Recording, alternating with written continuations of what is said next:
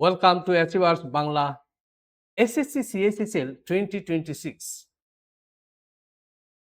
আমরা একটা গ্রামাটিক্যাল প্রশ্ন নিয়ে আলোচনা করছি ইনকারেক্ট। এর মধ্যে চারটি অপশন দেওয়া আছে, চারটে আনসার দেওয়া আছে।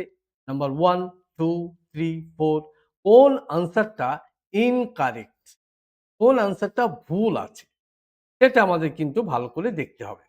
কোন আনসারটা ভুল আছে, আর এটি জানতে গেলে grammatical construction of a sentence ভালো করে জানতে হবে। প্রথম সেন্টেন্স কি আছে? They often meet each other. They often meet each other. They কি না সাবজেক্ট, অফেন কি না অ্যাডভার্ব, মিট কি ভার্ব। তাহলে এই মিট এখানে হচ্ছে ভার্ব। তাহলে এটা কনস্ট্রাকশনটা, সেন্টেন্সের যে কনস্ট্রাকশনটা কিন্তু ঠিক আছে। কেন ঠিক আছে? এখানে দে, এখানে অফেন শব্দটা ভার্বের frequency of, often is a adverb of frequency. এই ফ্রিকোয়েন্সি এটা প্রপারলি প্লেসড হয়েছে, অর্থাৎ ভার্বের আগে প্লেসড হয়েছে। তো এই সেন্টেন্সটা কিন্তু রাইট আছে। Number 2, they always meet each other. এখানেও আছে ভার্ব, ভার্বের আগে কিন্তু অ্যাডভার্ব প্রপারলি প্লেসড হয়েছে, তাহলে এটাও কিন্তু রাইট সেন্টেন্স।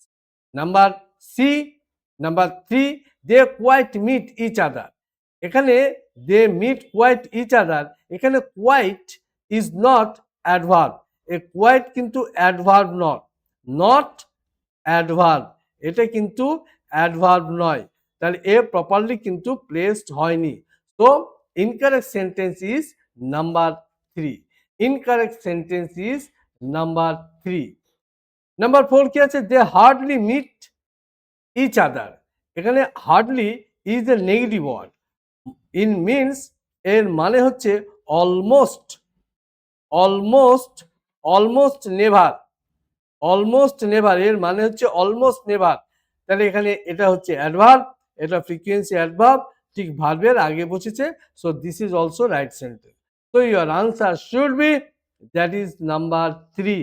এটা ইনকারেক্ট আছে, বাদ বাকি তিনটে সেন্টেন্স কারেক্ট আছে।